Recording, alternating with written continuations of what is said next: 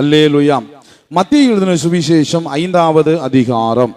மத்தேயு எழுதின சுவிசேஷம் 5வது அதிகாரம் அதனுடைய 5வது வசனத்தின் அடிப்படையிலே நாம் இவ்வளவு நாட்களும் அநேக காரியங்களை தியானித்து கொண்டு வந்தோம். ஆண்டவராக இயேசு கலிலேயா கடல் அருகே இருந்த ஒரு மலையின் மீது ஏறி தன்னை பின்பற்றி வந்த சீடர்களுக்கும் அங்கே வந்து ஜனங்களுக்கும் பொது ஜனங்களுக்கும் ஆண்டவர் அருளி செய்த அந்த வார்த்தைகள், மலை பிரசங்கம் என்று சொல்லப்படுகிற அந்த மலை பிரசங்கத்திலே ஆண்டவராகிய இயேசு கிறிஸ்து ஜனங்களுக்கு கொடுத்த அந்த உபதேசத்திலே பாக்கியவான்கள் என்கிற ஒரு பட்டியல் வருகிறது. அதுல 8 பாக்கியவான்களை குறித்து ஆண்டவராகிய கர்த்தர் அங்கே தெளிவா ஜனங்களுக்கு போதித்தார். அப்படி போதித்த அந்த பாக்கியவான்கள் பட்டியலில் இருந்துதான் 3 காரியங்களை இவ்வளவு நாள் நாம் தியானித்து கொண்டு வந்தோம். ஆவியில் எளிமை உள்ளவர்கள் பாக்கியவான்கள் என்றும், துயரப்படுகிறவர்கள் பாக்கியவான்கள் என்றும், சாந்த குணம் உள்ளவர்கள் பாக்கியவான்கள் என்று சொல்லி நாம் 3வது காரியத்தை தியானித்து அவர்கள் பூமியை சுதந்திரித்துக் கொள்வார்கள் என்றும், சாந்த குணம் என்றால் என்ன, சாந்த குணத்தினுடைய நன்மைகள் என்ன, சாந்த குணம் எவ்விதமான விளைவுகளை கொண்டு வரும், சாந்த குணம் ஒரு மனிதனுக்கு எவ்வளவு முக்கியம் என்கிற காரியத்தை நாம் தொடர்ச்சியாக தியானித்து கொண்டு வந்தோம். அல்லேலூயா, அல்லேலூயா.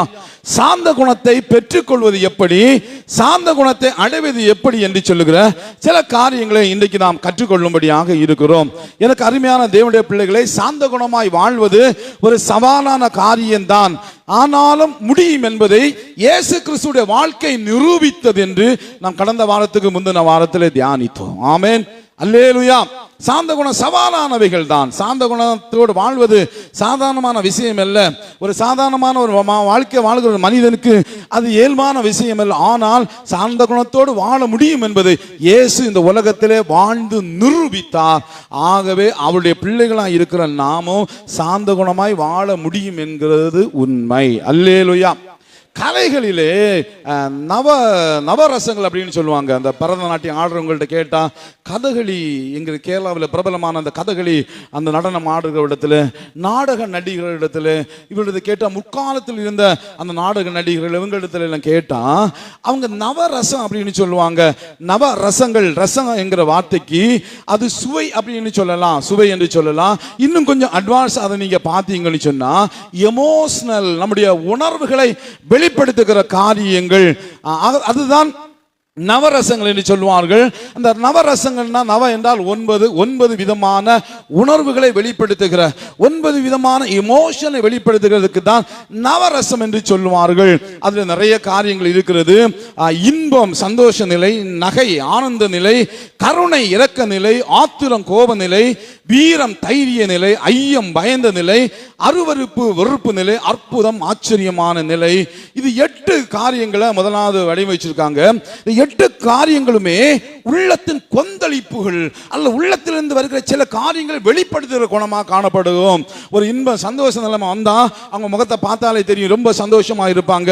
சிரிக்கிறது, ஒரு காரியம் சொன்னோம்னா சிரிக்கிறது அது ஒரு கலை, அது ஒரு உணர்வுகள். அதே போலதான் இரக்க நிலை, ஒருத்தர் கஷ்டப்படுகிற பார்த்து, ஒருவர் வேதனைப்படுகிற பார்த்தாலும் அந்த உள்ளத்திலிருந்து அவங்களுக்குள்ள ஒரு இரக்கம், ஒரு கருணை வந்துடும். அதே போல ஒரு ஏதாவது ஒன்று தேவையில்லை பார்த்தோம் பயங்கரமான கோபத்தோடு கொந்தளிக்கிற நிலைமை வரும். இன்னொரு இடத்துல எதிர்த்து வந்தோம்னா ஒரு வீரம், நம்ம அறியாமல் ஒரு வீரம் நமக்கு வந்து எதிர்த்து நிற்கத்தக்க ஒரு வீரம் வரும். அதே போல ஒரு பேயை பார்த்தாலும் அல்லது நமக்கு ஏதாவது மனிதரை பார்த்தாலும் அப்படியே பயந்து போன ஒரு சுபாவம் நமக்கு வருவதுண்டு. இன்னொன்று தேவையில்லாத ஒன்றை பார்த்தாலும் சீன்னு சொல்லி நம்ம அருவறுத்து நம்ம என்ன செய்வோம், பின்னாடி அதை பார்க்கவே நம்ம முகம் எல்லாம் கோணி போயிடும். இன்னொன்று ஒரு இயற்கைக்கு அப்பாற்பட்ட அல்லது மகிமையான காலத்தில் அப்படி ஆச்சரியத்தோடு நம்ம பார்க்குது. எல்லாமே உள்ளத்தின் ஏவுதல்னால வருகிறவைகள். நம்முடைய சரீரத்தில் பலவிதமான உணர்வுகளை அது வெளிப்படுத்தும். ஆனா 9வது ஒன்று அவங்க சொல்லி இருக்கிறாங்க, சாந்தம், அமைதி நிலை. அல்லேலூயா, அமைதியா. அந்த பரதநாட்டியம் எத்தனை பேர் பார்த்துருப்பீங்கிறது இல்லை, கதகளி எத்தனை பேர் பார்த்துருப்பீங்கிறது இல்லை. அந்த அப்படியே அமைதியா, எந்த அசைவும் இல்லாம, இதுதான் சாந்த நிலை. இதுக்கு அருமையான தேவனுடைய பிள்ளைகளே, மற்ற 8ம் ஏதோ ஒரு இடத்துல கொந்தளிப்பை காட்டுகிறது, ஏதோ ஒரு உணர்வை வெளிப்படுத்துவதை காட்டுகிறது. ஆனால் அந்த 9வது சாந்தம் என்கிறது ரொம்ப வித்தியாசமானது. இந்த உலகத்தில் உள்ள எல்லா உணர்வுகளுக்கும் அப்பாற்பட்ட ஒன்றுதான் சாந்தம். அந்த சாந்த குணத்தை தான் ஆண்டவர் சொல்லுகிறார், சாந்த குணம் உள்ளவர்கள் பாக்கியவான்கள். அல்லேலூயா, அல்லேலூயா. அந்த சாந்த குணத்தை பெற்றுக்கொள்வது எப்படி? 1 தீமோத்தேயு 6வது அதிகாரம், 1 தீமோத்தேயுடைய புஸ்தகம் 6வது அதிகாரத்தை நாம் எடுத்துக்கொள்வோம். அதனுடைய 11வது வசனம் விதமாக சொல்லுகிறது, நீயோ தேவனுடைய மனுஷனே, இவைகளை விட்டு ஓடி நீதியையும் தேவ பக்தியையும் விசுவாசத்தையும் அன்பையும் பொறுமையையும் சாந்த குணத்தையும் அடையும்படி நாடு. பவுல் அப்போஸ்தலன் ஒரு காரியத்தை வெளிப்படுத்தி கொடுக்கிறார். நிறைய காரியங்கள் இந்த 1 தீமோத்தேயு 6ஆம் அதிகாரத்திலே அவர் சொல்லி வருகிறார். நம்முடைய வாழ்க்கையில எப்படி இருக்க வேண்டும் என்று சொல்லி வந்து 4ஆம் வசனம் சொல்கிறது, அவன் இருமாப்புள்ளவனோ ஒன்று அறியாதவனோ தர்க்கங்களையும் வாக்குவாதங்களையும் பற்றி நோய் கொண்டவனுமா இருக்கிறான். சில நபர்களை குறித்து சொல்லப்பட்டிருக்கிறது. அவைகளாலே பொறாமையும் சண்டையும் தூஷணங்களும் பொல்லாத சம்சயங்களும் உண்டாகி கெட்ட சிந்தனை உள்ளவர்களும் சத்தியமில்லாதவர்களும் தேவ பக்தியை ஆதாய தொழில் என்று எண்ணுகிறவர்களுமாயிருக்கிற மனுஷனால் உண்டாகும் மாறுபாடான தர்க்கங்களும் பிறக்கும். இப்படிப்பட்டகளை விட்டு முதலாவது நீ விலகணும். எப்படி? முதலாவது அவர் சொல்லி வருகிறார், நிறைய காரியங்களை சொல்லி வருகிறாரு. இருமாப்புள்ளவங்களாக, ஒன்னும் தெரியாது ஆனா எல்லாம் தெரிஞ்சது போல தங்களை காட்டிக் கொள்கிறவங்களாக, தர்க்கங்களையும் வாக்குவாதங்களையும் பற்றி நோய் கொண்டவன். அப்ப ஒருத்தன் வாக்குவாதம் தேவையில்லாம வாக்குவாதம் பண்ணிட்டு இருக்கிறான், ஒருத்தன் தர்க்கம் தேவையில்லாம தர்க்கம் பண்ணிட்டு இருக்கிறான்னா அது அவனுக்கு வியாதி. அல்லேலூயா, அல்லேலூயா. சரீரத்தில் சில வியாதிகள் வருவதுண்டு, வெளிப்பிரகாரமான சில வியாதிகள் வருவதுண்டு, உள்புறமான சில நோய்கள் வருவதுண்டு, மனதளவில் சில வியாதிகள் வருவதுண்டு. அது மனதளவில் வியாதி முற்றும் போது அது பைத்தியம் மெண்டல் எல்லாம் சொல்லுவாங்க. அதையும் தாண்டின ஒரு நோயாக இந்த நோய். அல்லேலூயா. அது இங்கே கிரேக்க பைபிளில் பார்த்தீங்கன்னா இந்த மெண்டல்கள் இருக்காங்களா அவங்கள காட்டு அதெல்லாம் முத்தி போய் அப்புறப்பட்டவங்களை சொல்லப்பட்டிருக்கிறது. அவர்கள் எப்படிப்பட்டவங்களா இருக்கிறாங்களா? அவர்கள் தர்க்கம் பண்ணிட்டு எப்ப பார்த்தாலும் தர்க்கம் பண்ணிட்டே தான் இருப்பாங்க, வாக்குவாதம் பண்ணிட்டு இருப்பாங்க. இது அவர்களுடைய நோய். அதுக்கு சரியான மருந்து கொடுக்கலன்னா அந்த நோய் அவர்களை கொல்லும். அதனால அவங்களுக்கு பொறாமப்படுறாங்க, சண்டைகளை உண்டாக்குறாங்க, தூஷணங்களை பண்றாங்க, பொல்லாத காரியங்களை ஈடுபடுறாங்க, கெட்ட சிந்தை உள்ளவங்களா மாறுறாங்க, சத்தியத்தை அறிந்து கொள்கிற எண்ணம் அவங்களுக்கு இல்ல, தேவ பக்தியை ஆதாய தொழிலா எண்ணுகிறவர்களா இருக்காங்க. மனுஷனால் உண்டாகிற தர்க்கங்கள் இவர்களால பிறக்கும், சண்டை பிறக்கும், பிரச்சனை பிறக்கும். இதனால முதல்ல நீ அவர் இப்படிப்பட்டவங்களை விட்டு விலகு. அல்லேலூயா. ரெண்டு அங்க சொல்லப்படும், உலகத்திலே நாம் ஒன்று கொண்டு வந்ததும் இல்லை, இதுல இருந்து ஒன்று கொண்டு போவதும் இல்லை என்பதை நிச்சயமா அதை உனக்கு உண்ணவும் உடுக்கவும் உனக்கு உண்டாயிருந்தா போதும்னு எண்ணு. நிறைய சேர்க்கணும்னு சொல்லி 9ஆம் வசனம் இருக்கு. ஐஸ்வர்யவான்கள் ஆகும்படி விரும்புகிறவர்கள் சோதனையிலும் கண்ணியிலும் மனுஷரை கேட்டிலும் அழிவிலும் அமிழ்த்துகிற மதிகேடும் சேதமாகிய பலவிதமான இச்சைகளிலே விழுகிறார்கள். பண ஆசை எல்லா தீமைக்கும் வேறாய் இருக்கிறது. சிலர் அதை இச்சித்து விசுவாசத்தை விட்டு வழுவி அநேக வேதனைகளினாலே தங்களை உருவ குத்தி கொண்டு இருக்கிறார்கள். தேவனுடைய மனுஷனை இவைகளை விட்டு ஓடு. முதல்ல சில நபர்களை விட்டு விலகுன்னு சொல்லி இருக்கிறாரு.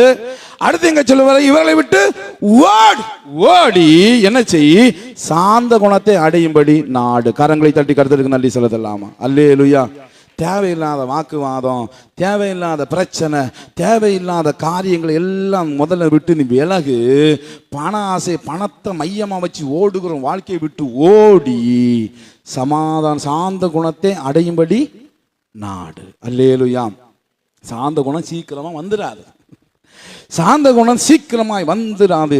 கேட்க எல்லாருடைய கேள்விக்கும் பதில் கொண்டு சொல்லி கொண்டு இருந்தோம்னா இந்த உலகத்தை நம்ம நிம்மதியாக வாழவே முடியாது. அல்லேலூயா, அல்லேலூயா. எல்லாருடைய கேள்விக்கும் பதில் கொடுத்து எல்லாரையும் திருப்திப்படுத்த முடியாது. அதனால தான் இயேசு அவர் பேசாமல் இருந்தார் என்று வேத வசனம் சொல்லுகிறது. ஆமென். அல்லேலூயா, அல்லேலூயா. கற்றுக்கொள்ள விரும்புறவனுக்கு சொல்லி கொடுக்கலாம், அவன் கற்றுக்கொள்வான். தர்க்கம் பண்ண விரும்புறவனுக்கு நீங்க எத்தனை தான் சொன்னாலும் அவன் ஏற்றுக்கொள்ள மாட்டான், உங்களை பைத்தியக்காரனாக்கி விட்டுருவான். அது ஒரு நோய். அந்த நோய் நம்மளையும் பிடிக்கும், தொற்றுவது. கொரோனாவை விடவும் என்ன மிகவும் மோசமானது. அதை விட்டு முதல்ல விலகி வந்து பண ஆசையை வெறுத்து பணம் பணம் பணம் பணம் பணம் பணம்னு நீ பணத்தின் பின்னாடியே ஓடிக்கொண்டிருப்பாய் என்றால் ஒரு காலமும் சாந்த குணத்தை உன்னால் அடைய முடியாது. ஆகவே இதை விட்டு ஓடி சாந்த குணத்தை அடையும்படி நாடு. நாடு அப்படின்னு சொல்லப்பட்டிருக்கிறது. நாடு என்றால் வாஞ்சித்து கொள். இன்னும் கொஞ்சம் சொல்லுங்களா, சாந்த குணமுள்ளவனா இருக்க வேண்டும் என்கிற வாஞ்ச முதலாவது நமக்கு வேணும். அல்லேலூயா. சில நபர்களை பார்த்தீங்கன்னா யார்கிட்டையும் சிரிச்சு பேசவே மாட்டாங்க, முகத்தை உம்முன்னு வச்சிருப்பாங்க, யாரிடமும் சாந்தமா பேசக்கூடாது அப்படிங்கிற ஒரு தீர்மானத்தோடு இருப்பாங்க. ஏன்னா சாந்தமா பேசினா நம்மளை அற்பமா நினைச்சிருவாங்களே, நம்ம கெத்து போயிருமே. சாந்தமா பேசினா நம்முடைய அந்த நமக்கு ஒரு மேன்மை இருக்கு, நம்மளை அப்படி நினைச்சிட்டு போம், நான் பெரிய ஆளு, நானாக்கும் அப்படின்னு நினைச்சிட்டு போல, அந்த கெத்து எல்லாம் போயிரும் அப்படின்னு சொல்லி சில சிரிச்சு பேச மாட்டாங்க. எப்ப பார்த்தாலும் கட்டுனா பேசிட்டு இருப்பாங்க. இப்படி தங்களுக்கு தாங்களே சில வட்டங்களை போட்டு இருப்பார்கள். இலக்காரமாய் நம்மை நினைத்து விடுவார்கள் என்ன பயந்து சில எப்போதுமே கரடு முரடாகவே பேசவே ஆரம்பிப்பாங்க. சில பிள்ளைகளை பார்த்தீங்களா, சின்ன வயசுல இருந்து சின்ன என்ன இந்த நாய் குறைக்கும் பார்த்தீங்களா, சில வீடுகள் என்னது நாய் தான் குறைக்கும் அப்படி. இப்படியே நாய் குறைக்க ஆரம்பிச்சுன்னா கடைசி அதை குறைச்சிட்டு தான் இருக்கும். அதெல்லாம் அடக்க முடியாது. அல்லேலூயா. நாய்வால எப்படி நிமித்த முடியாதோ அது குறைக்கிற நாயையும் அடிச்சு பாருங்க இன்னும் குறைக்கும், திட்டி பாருங்க இன்னும் குறைக்கும். அல்லேலூயா, அல்லேலூயா. சாந்தமா வாழ வேண்டும்ங்கிற வாஞ்சை கிடையாது. ஆகவே நம்ம சாந்தமா வாழ வேண்டும்ங்கிற வாஞ்சை, பூமியில வாழ்க சாந்தமா வாழ வேண்டும்ங்கிற வாஞ்சை நமக்கு உண்டாக வேண்டும். அல்லேலூயா, அல்லேலூயா. முகத்தை உம்முன்னு வச்சிருப்பதும் கடினமாய் கொள்வதும் மக்கள் நம்மை மதிக்க காரணமா இருக்காது, நம்மளை கேவலமா சொல்ற அளவுக்கு மாறிவிடும். ஆமேன். நம்மளை பார்த்த உடனே நம்ம அப்படி இருந்தோம், நம்ம பார்த்தியோ அவனை அப்படி நம்ம முகத்துக்கு முகம் சொல்லுவியா, நீ இப்படி தான் இருக்கணும், அங்கே போய் சொல்ல கிறுக்கனை பாரிச்சு வேலை மனுஷனாயா அப்படின்னு சொல்லுவாங்க. அல்லேலூயா. சாந்த குணத்தை அடையும்படி நாடு, சாந்த குணத்தை அடையும்படி நாடு. ஒரு ஞானி ஒருத்தர் இருந்தாரு, அவர் நல்ல ஆலோசனை கொடுப்பாரு, போகிறவங்க வாரங்களை எல்லாம் கூப்பிட்டு நல்ல ஆலோசனை கொடுப்பாரு, கொடுத்து அவங்களை எல்லாம் திருத்தி கொண்டு இருந்தார். இதை பார்த்து அந்த இடத்துல துன்மார்க்கமா இருந்த ஒரு மனுஷனுக்கு பயங்கர கோபம். இவன் என்ன ஊர்ல என்ன திருத்திட்டு கிடக்கான், இவன் என்ன பெரிய இவனா பெரிய ஞானியா, இவன் ஊரை திருத்திட்டு கிடக்கான் அப்படின்னு சொல்லி வந்து கெட்ட வார்த்தையினால பேசி எப்படியெல்லாம் பேசணுமோ தரக்குறைவான வார்த்தைகள் எல்லாம் சொல்லி சொல்லி சொல்லி பயங்கரமா அவருடைய உணர்வுகளை தூண்டுகிற அளவிற்கு பயங்கரமா கெட்ட வார்த்தையும் மோசமான வார்த்தை. அவங்க அப்பாவையும் இழுத்து அம்மாவையும் இழுத்து சோதரம் எல்லாரும் தாங்குவாங்க, அம்மாவை இழுத்த யாரும் தாங்க மாட்டாங்க பார்த்தீங்களா. அப்பனை இழுத்த கூட சில தள்ளிட்டு போவான், ஆனால் அம்மாவை இழுத்த அம்மாவை இழுத்து என்னென்னமோ சொல்லி பார்த்தான்.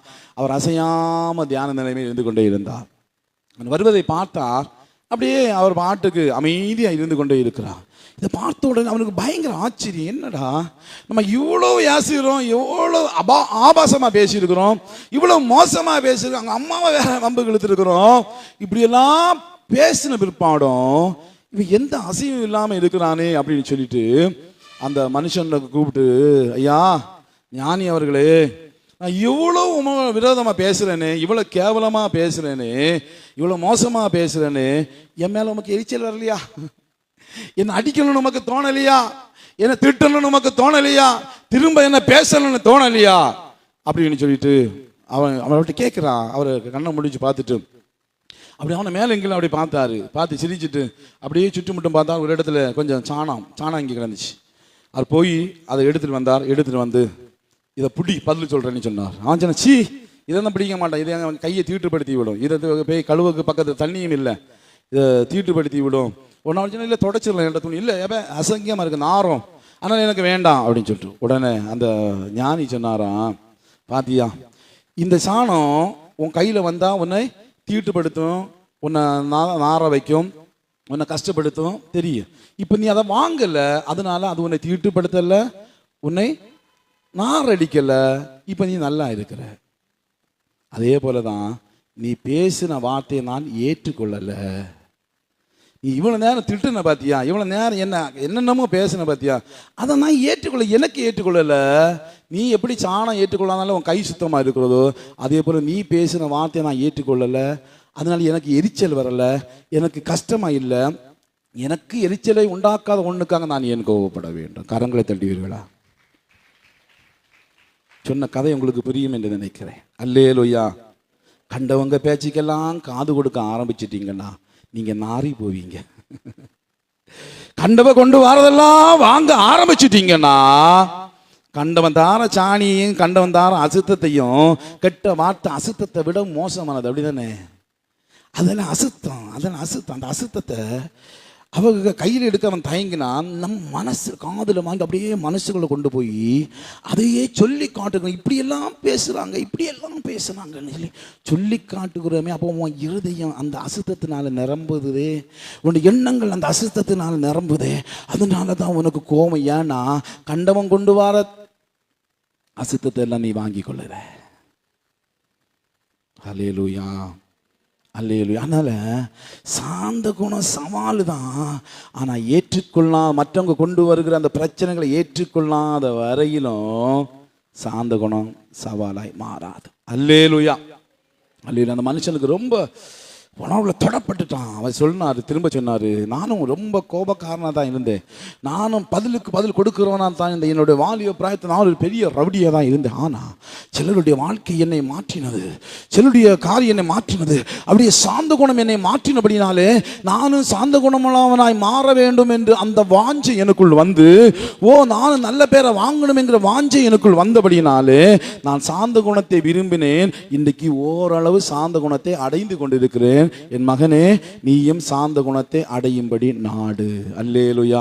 அந்த ஞானியுடைய முதல் சீடன் அந்த மனிதன் தான். எல்லாத்தையும் விட்டு சொன்னான், ஐயா உங்களை போல நானும் சாந்த குணத்தை அடையணும், உங்களை போல நான் அந்த சாந்த குணத்தை பெற்றுக்கொள்ளணும், என்ன உங்க சீடனா ஏற்றுக்கொள்ளுங்க அப்படின்னு சொல்லி சொன்னா, பல பாடுகள் வரும், கவலையே இல்லையா, உங்க போல நானும் சாந்த வாஞ்சே வாஞ்சே வாஞ்சே நான் அந்த சாந்த குணத்தை ஏற்றுக்கொள்ள வேண்டும். அந்த ஞானியும் சாந்த குணமுள்ள மாறி இருந்தா அவருடைய சீசனையும் சாந்த குணமுள்ளவனாய் மாற்றினார். அல்லேலூயா. சாந்த குணம் உள்ளவர்களாய் மாற வேண்டுங்கிற நாட்டம் நமக்கு இருக்க வேண்டும் என்பதை பவுல் விரும்புகிறார். அதைதான் சொல்ல, சாந்த குணம் உள்ளவனாய் சாந்த குணத்தை அடையும்படி நாடு. சாந்த குணத்தை அடையும்படி நாடு. நாடுதல் என்றால் பல அர்த்தங்கள் கொடுக்கப்பட்டு இருக்கிறது. தேடுதல், ஆராய்தல், விரும்புதல், தெரிதல், கிட்டுதல், நினைத்தல், அளவுபடுத்தல் அப்படின்னு டிக்ஷனரியில் பல காரியங்கள் கொடுக்கப்பட்டு இருக்கிறது. அப்ப நாடுதல் என்றால் ஆர்வத்துடன் அதை பெற்றுக்கொள்ள விரும்பி செயல்படுவது அல்லது முன்னாக்கி செயல்படுவது தான் சாந்த குணம். அல்லேலூயா, அல்லேலூயா. நாடுதல், நாடுதல். அல்லேலூயா. சாந்த குணத்தின் மேல் ஒரு ஆர்வம் வேண்டும், அதை விரும்ப வேண்டும், அதை பெற்றுக்கொள்ளும்படி முயற்சி செய்ய வேண்டும். அப்பொழுது நாமும் சாந்த குணத்தை அடையும். எல்லாம் முயற்சியும் பயிற்சியும் இருந்தால் எதிலும் சிறந்து விளங்கலாம். கரங்களை தட்டுவீர்களா? அல்லேலூயா. முயற்சி, நாடுதல் வேணும், ரெண்டு பயிற்சி வேணும். முயற்சி மட்டும் இருந்தால் போதாது, நல்ல பயிற்சி வேணும். பயிற்சி இல்லைன்னா அதில் சிறந்து விளங்கவே முடியாது. நமக்கு நல்லா முயல்றேன், ஃபஸ்ட்டு மார்க் எடுக்கணும்னு நான் ஆசைப்படுகிறேன், விளையாட்டில் நல்ல முதல் இடத்துல ஓடி வரேன்னு ஆசைப்படுறேன், முயற்சி ஓகே நல்லது தான், ஆனால் சரியான பயிற்சி இல்லைன்னா தோற்று போயிடுவாங்க. அப்போ முயற்சியும் வேணும், சாந்த குணத்தை அடையும்படியான பயிற்சியும் வேணும். அது வரும்பொழுது நாமும் சாந்த குணத்தை பெற்றுக்கொள்ள முடியும், நாம் பாக்கியவான்களை மாற முடியும். அல்லேலூயா. முதலாவது சாந்த குணத்தை அடையும்படி நாட வேண்டும். இரண்டாவது சொல்லப்பட்டிருக்கிறது கொலோசையர் 1வது அதிகாரம். கொலோசையர் 1வது அதிகாரம் அவருடைய 11வது வசனம் சொல்லுகிறது, சந்தோஷத்தோடு கூடிய எல்லா பொறுமையும் நீடிய சாந்தமும் உண்டாவதற்கு மகிமையான அவருடைய வல்லமையின்படி எல்லா வல்லமையினாலும் பலப்படுத்தப்படவும் உங்களுக்காக வேண்டுதல் செய்கிறோம். ஜெபம். இரண்டாவதா நமக்கு சாந்த குணத்தை நாம் பெற்றுக்கொள்ள நமக்கு உதவி செய்வது ஆண்டவரிடத்தில் உதவி கேட்டு ஜெபிக்கிற ஜெபம்.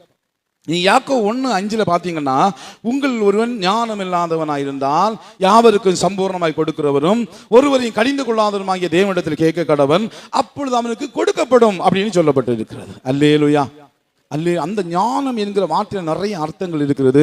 வெறும் உலக ஞானத்தை குறித்து ஆவிக்குரிய நிறைய ஞானங்கள் கர்த்தர் சித்தமான பிற்காலத்தை நம்ம ஒரு நாள் தியானிப்போம். நிறைய ஞானம் சொல்லுகிறது. அந்த ஞானத்தோடு இணைந்து செயல்பட சாந்த குணத்தையும் அங்கே சொல்லப்பட்டு இருக்கிறது. ஆமென். அப்போ நீ சாந்த குணம் உள்ளவனாய் முதலாவது விரும்பு, சாந்த குணமாய் மாற வேண்டும் என்கிற வாஞ்சி உனக்கு வேணும், நாடுதல் வேணும். அதோட நீ ஆண்டவரிடத்தில் உதவி கேட்கணும், ஆண்டவரிடத்தில் ஜெபம் பண்ணணும். அதான் சொன்னேன், முயற்சி ஓகே, பயிற்சி தேவை. அந்த பயிற்சியில் முதல்ல தான் ஜெபம். நம்ம நல்லா ஜெபம் பண்ணணும், ஆண்டவரே நான் சாந்த குணம் உள்ளவராக இருக்கும்படி எனக்கு உதவி செய்யுங்கன்னு சொல்லி ஜெபம் பண்ணுங்க. ஜெபிக்க ஜெபிக்க ஜெபிக்க ஜெபிக்க கர்த்தர் உங்களுக்கு அனுக்கிரகம் செய்வார். அல்லேலூயா. நல்ல ஜெபம். இன்னைக்கு நம்ம ஜெபிக்கிறதுல ரொம்ப குறைவுள்ளவங்களா வெள்ளாங்கோடு படைசலத்தார் இருக்கிறீங்க, எனக்கு தெரியும்.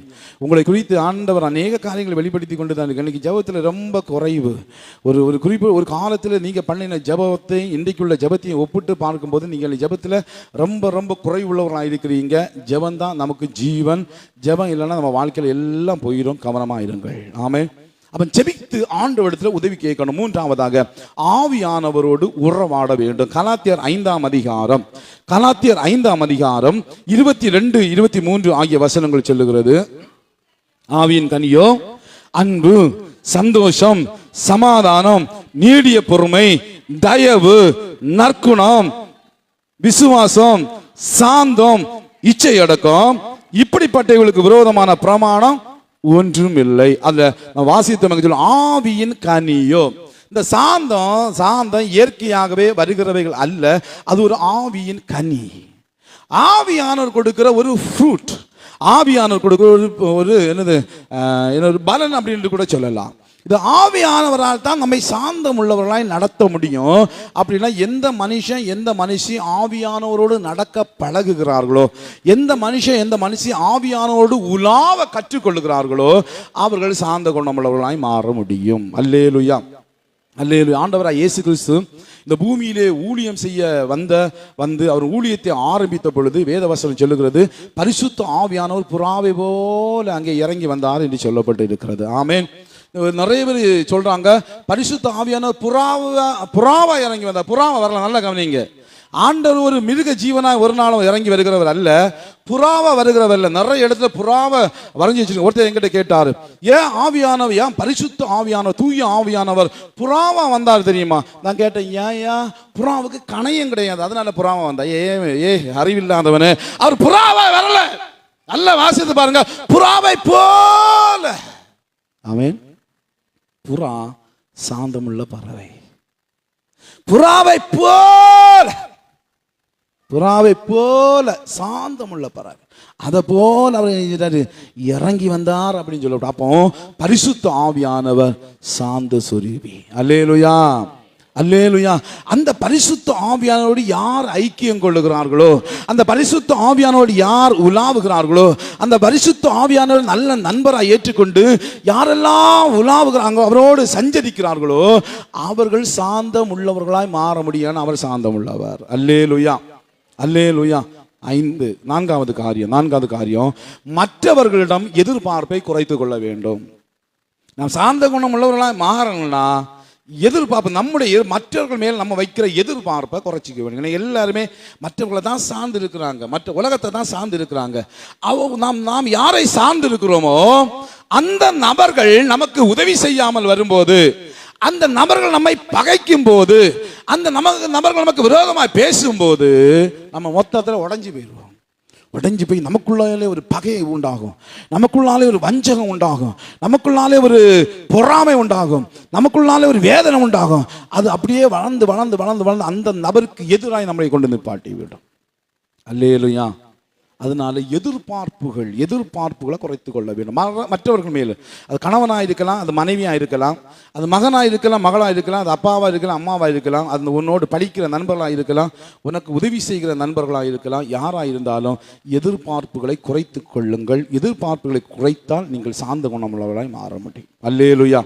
ஐந்தாவதாக சிந்தனைகளை ஒழுங்காக்க வேண்டும். பிலிப்பியர் 4வது அதிகாரம், பிலிப்பியருடைய புத்தகம் 4வது அதிகாரம் 8வது வசனம் சொல்லுகிறது, கடைசியாக சகோதரரே, உண்மை உள்ளவைகள் எவைகளோ, ஒழுக்கம் உள்ளவைகள் எவைகளோ, நீதி உள்ளவைகள் எவைகளோ, கற்புள்ளவைகள் எவைகளோ, அன்புள்ளவைகள் எவைகளோ, நற்கீர்த்தி உள்ளவைகள் எவைகளோ, புண்ணியம் எதுவோ, புகழ் எதுவோ, அவைகளையே சிந்தித்து கொண்டிருங்கள். ஏன் பவுல் இங்கே இந்த வார்த்தையை பகிர்ந்து கொள்கிறார் என்றால், ஆதியாகமம் 6வது அதிகாரம், ஆதியாகமம் 6வது அதிகாரத்திலே ஆண்டவர் ஒரு காரியத்தை வெளிப்படுத்தி கொடுக்கிறார். என்ன?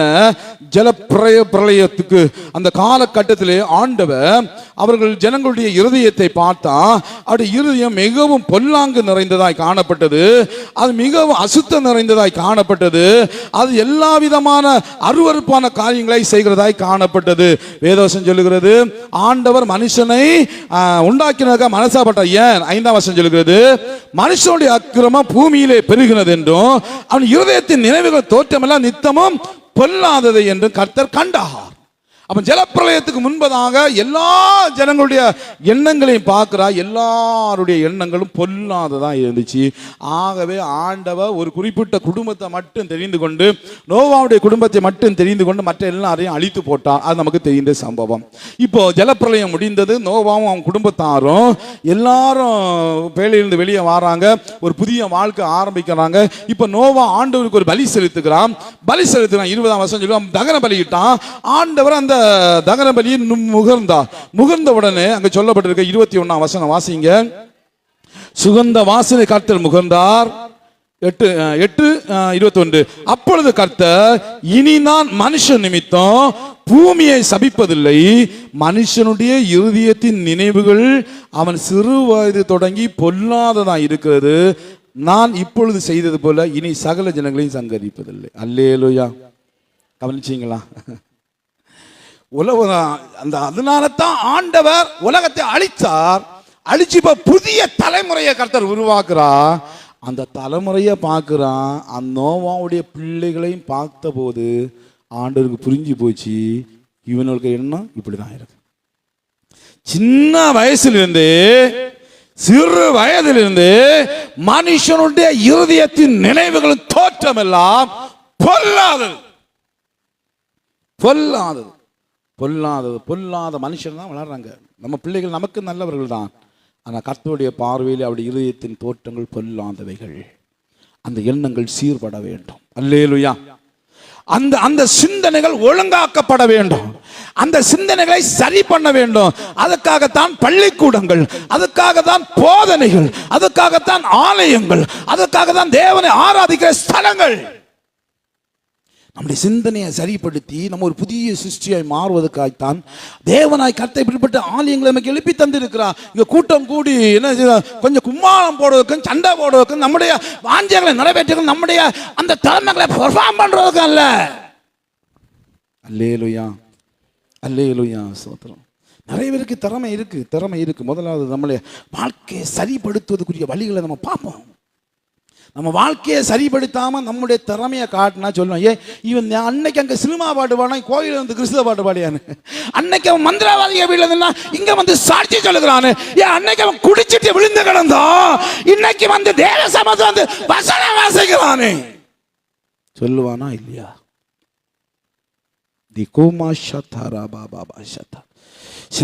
சிந்தனைகள்ல ஒரு ஒழுங்கு, சிந்தனைகள்ல ஒழுங்கு.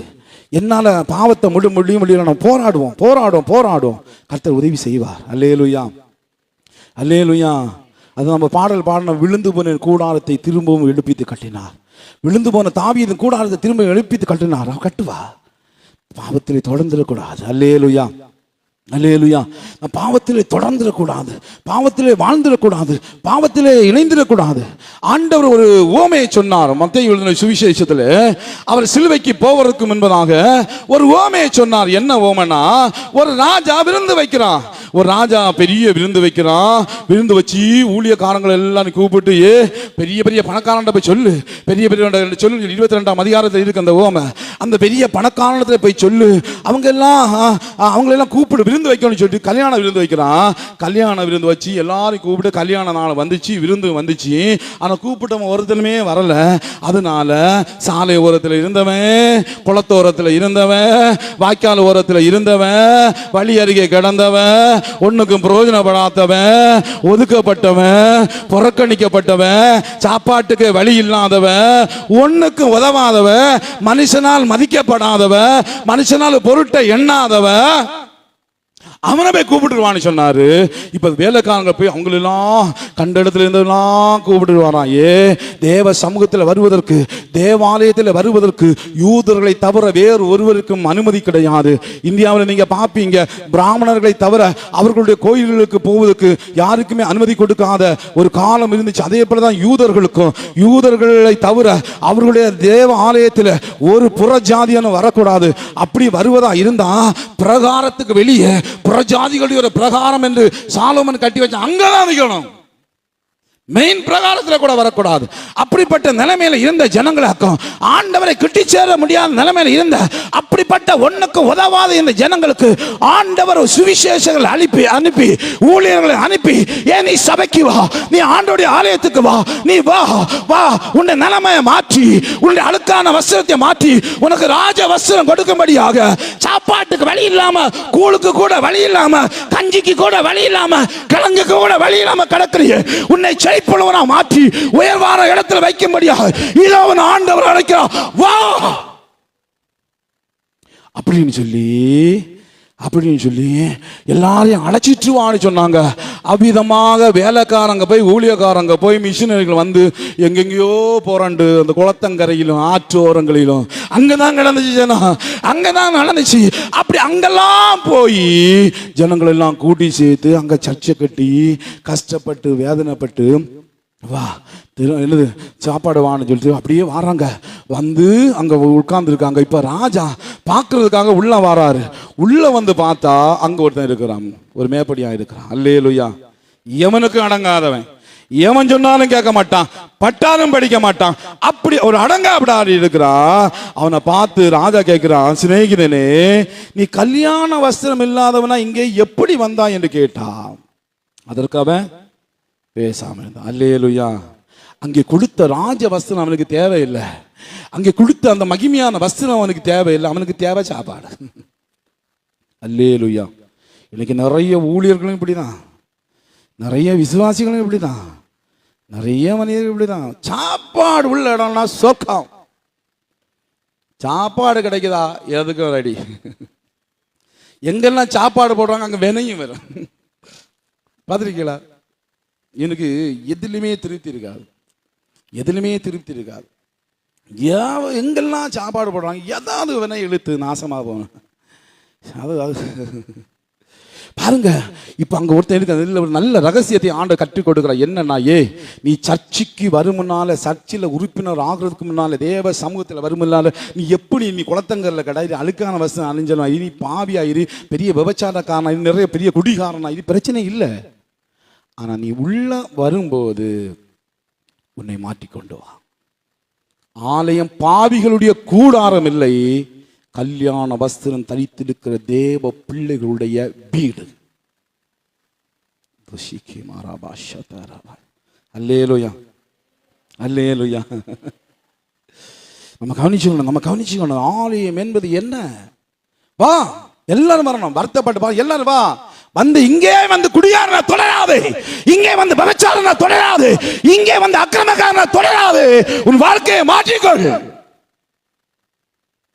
வந்து நம்முடைய தர்மம் நிறைய இருக்கு, நமக்கு நிறைய காரியங்கள் இருக்கும். அதை சொல்லி மக்களை சிரிக்க வைக்கவோ, மக்களை உணர்வடை வைக்க அல்ல. நம்ம மனம் திரும்புறேங்கிற சாட்சியா நிற்கணும். அதான் என் சாட்சி. அல்லேலூயா. நான் தொடப்பட்டேன் சாட்சி. நான் சொன்னேன் தெரியுமா, போனது வந்து நான் இறங்கி 3-4 மாதம் இருந்துட்டு இறங்கி வந்தேன். கர்த்தர் என்கிட்ட பேசினார். இன்னொரு சம்பவம் இருக்குது, லாஸ்ட்டில் உங்களுக்கு சொல்லுகிறேன். கர்த்தர் என்னோட இடைப்பட்ட அதுதான் சாட்சி. நான் மாறிட்டேன். அப்படி முழுமையாக மாறல, நான் மாறிக்கொண்டு இருக்கிறேன். நல்ல கவனிங்க. என்ன தெரியுமா, நம்முடைய சிந்தனைகள், நம்முடைய எண்ணங்கள் எல்லாம் எப்படி இருக்குன்னா, பழி வாங்கும் சிந்தை, வஞ்சக சிந்தை, பாவ சிந்தை, தீய சிந்தை, தாறுமாறான சிந்தை, பொல்லாத சிந்தை, மோசமான சிந்தை, மோசம் போக்கும் சிந்தை, அக்கிரம சிந்தை. அதுதான் மனுஷனோட எண்ணம் இது. ஆகவே அது இருந்துன்னா நம்மளை கெடுத்து போட்டு நம்மளை அழிச்சு போட்டுரும். அதனால உன்னுடைய சிந்தையை நீ ஒழுங்காக்கணும்னா நீ என்ன செய்? நம்ம பிலிப்பியர்லாம் வாசித்தோமே, உண்மை உள்ளவைகள் எவைகளோ, ஒழுக்கம் உள்ளவைகள் எவைகளோ. ஐயா, நீ சிந்திக்க வேண்டியதை கவனி. உண்மை உள்ளவை எவைகளோ, ஒழுக்கம் உள்ளவைகள் எவைகளோ, நீதி உள்ளவைகள் எவைகளோ, கற்புள்ளவைகள் எவைகளோ, அன்பு உள்ளவைகள் எவைகளோ, நற்கீர்த்தி உள்ளவைகள் எவைகளோ, புண்ணியம் எதுவோ, புகழ் எதுவோ, அவைகளையே சிந்தித்து கொண்டு. அப்போ நீ திரும்ப இந்த காரியங்களை சிந்திக்க குடிக்கணுங்கிற எண்ணம் மாறும், விபச்சாரம் பண்ணணுங்கிற எண்ணம் மாறும், சண்டை பிடிக்கணுங்கிற எண்ணம் மாறும், குழப்பத்தை உண்டாக்கணுங்கிற எண்ணம் மாறும். எல்லா மோசமான எண்ணங்கள் மாறி அப்படியே நம்ம சாந்தம் உள்ளவர்களாய் மாற முடியும். அந்த வார்த்தைகள் நம்மை சாந்த குணம் உள்ளவர்களாய் மாற்றி ஒரு நாள் சாந்த குணம் உள்ளவர்களாய் நிறுத்தும். அல்லேலூயா. ஆறாவது, நியாயம் தீர்க்கும் முன்பதாக யோசியுங்கள். நியாயம் தீர்க்கும் முன்பதாக ஒரு ஆளை நியாயம் தீர்ப்பதற்கு முன்பதாக நம்ம கவனமா யோசித்து சொல்ல வேண்டும். ஸ்பர்ஜன் என்கிறவர் தேவ மனிதன் சொன்னா, சிறிய பானைகள் சீக்கிரம் கொதித்து விடுகிறது. சிறிய பானை, குறைஞ்ச சிந்தை உள்ளவன், அந்த குறுகின மனப்பான்மை உள்ளவனை சீக்கிரம் கொதிச்சிருவான். கொதிச்சு அடுத்தவங்களை நியாயம் தீர்த்து விடுவான். ஒரு தவறு செய்யும் போது ஏன் எதனால இந்த காரியம் நடந்துச்சுன்னு அதெல்லாம் அவங்களுக்கு முக்கியம் கிடையாது. உடனே நியாயம் தீர்த்துருவாங்க. உடனே நம்மளை பரிசுத்தவனா மாற்றி உலகத்தை பாவிகளாய் மாற்றிடுவாங்க. ஆகவே பரந்த, அதனாலதான் இயேசு ஒரு இடத்தை விசாலமாக்கு, குறுகிய சிந்தையோடு இராது. நீ எதை ஒண்ணு தீர்மானம் பண்ணு, மற்றவர்களை பாவி, அவன் தவறானவன், அவள் தவறானவள், அங்க அது நடக்கு, இங்க இது நடக்கு, இங்க அது நடக்கு அப்படி சொல்லி மற்றவர்களை நியாயம் தீர்க்கும் என்பதாக கொஞ்சம் யோசி. ஒரு காலத்து நீ அந்த சாக்கடையிலிருந்து எழும்பி வந்தவன் தானே. ஒரு காலத்து நீ அந்த பாவத்திலிருந்து வந்தது தானே. உன்னை அன்றி நியாயம் தீர்த்து கொண்டிருந்தால் உன் நிலைமை என்ன? அல்லேலூயா.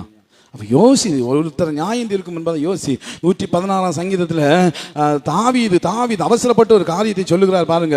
116வது சங்கீதம் அதனுடைய 11வது வசனம் சொல்லுங்க. 116:11 சொல்லுகிறது, எந்த மனுஷன் பொய்யன் என்று என் மனக்கலக்கத்தில் சொன்னேன். அவன் சொல்றான், நான் அவசரப்பட்டு பேசிட்டேன்யா, நான் அவசரப்பட்டு பேசிய மனசு அப்படி கலங்கி, அவசரப்பட்டு பேசிட்டேன். பிற்பாடு சொல்லி நான் சரிப்படுத்திக் கொள்ளுகிறேன். அல்லேலூயா. சின்ன பானையா இருக்காதீங்க. விரைவில் கொதித்து மற்றவர்களை நியாயம் தீர்த்து விடாதீங்க. அது இன்னும் நம்முடைய சாந்த குணம் மாறுவதை கெடுக்குமே ஒழிய சாந்த குணம் உள்ளவர்களாய் மாற்ற கொஞ்சம் யோசிக்க ஆரம்பிங்க. நீங்கள் சாந்த குணம் உள்ளவர்களாய் வளர முடியும். அல்லேலூயா. 7வது காரியம், சாந்த குணம் உள்ளவர்களோடு நட்பு பாராட்ட வேண்டும். நீதிமொழிகள் 22ஆம் அதிகாரம், நீதிமொழிகளின் புஸ்தகம் 22வது அதிகாரம், நீதிமொழிகள் புஸ்தகம் 22ஆம் அதிகாரம் 24வது வசனம் 25ஆம் வசனம் சொல்கிறது, கோபக்காரனுக்கு தோழனாகாதே, உக்கிரமுள்ள மனுஷனோடு நடவாதே. அப்படி செய்தால் நீ அவனுடைய வழிகளை கற்றுக்கொண்டு உன் ஆத்துமாவுக்கு கண்ணியை வருவிப்பாய். அழகா சொல்லி வருகிறார் நீதிமொழிகள். கோபக்காரன் கூட சேராத. நீ கோபக்காரன் கூட சேர்ந்தா அவன வாழ்க்கை சர்வநாசம். கோபக்காரன் நான் சொல்லி மூக்கில் தான் கோபம் இருக்கு. அவன் கூட சேர்ந்தான எவன்லாம் சேரானோ கொஞ்ச நாட்கள் அவன் காரணம் இல்லாமல் கோவிச்சுட்டு பல காரணங்களை வச்சிருப்பான். இதாக்கும், அப்படியாக்கும், இப்படியாக்கும் ஒன்றும் இருக்காது. அல்லேலூயா. சாந்த குணமுள்ளவருடன் நட்பு பாராட்ட வேண்டும். அந்த வசனத்தில் அழகா சொல்லப்பட்டிருக்கு பார்த்தீங்க. அழகா சொல்லப்பட்டிருக்கிறது, கோபக்காரனுக்கு தோழன் ஆகாத. உன் கோபக்காரனா இருக்கான், உன் நண்பன் கோபக்காரனா இருக்கான், உன் நண்பி உன் கூட படிக்கிற கோபம் ரொம்ப எப்போ இதுக்கு இடத்துல கோபப்பட்டு இருக்கிறாங்கன்னா நீ சேர உனக்கும் கோபம், நீ அவன்கிட்டையும் சண்டை பிடிப்ப, கர்த்தருடைய சாபம் உன் மேல வரும். அல்லேலூயா. நிறைய பிள்ளைங்க இன்னைக்கு வீட்டில் சத்தம் போட ஆரம்பிச்சிருக்கிறாங்க. அம்மா அப்பாட்ட எதிர்த்து பேசுறது. சத்தத்தை பார்த்தீங்கன்னா ஒரு நாள் பார்த்தா அவங்க நல்ல பார்த்தா அவங்க ஃப்ரெண்டுகள்லாம் அங்கே பேசுகிறது கோபமான தோழிகளிடத்தில் சேர்ந்து நாசமாக போய் இவனும் நாசமாகி குடும்பத்தாரையும் டென்ஷன்படுத்தி வேதனைப்படுத்தி கடைசியில் எங்கேயோ நிற்கும். உன்னுடைய நட்பு கோபக்காரனோடு வேண்டாம்.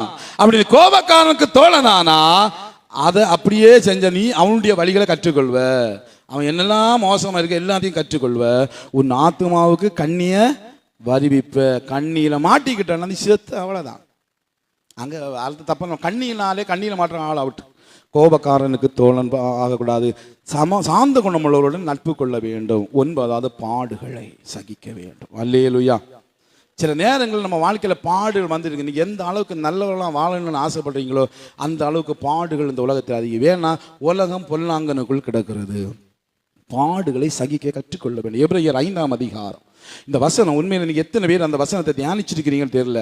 நம்ம வேதத்தில் இருக்கிறதுலேயே ஒரு டிஃபரண்டான அற்புதமான ஒரு வசனம். வாசிங்க 7, 8 சில வசனங்கள் வாசிங்க.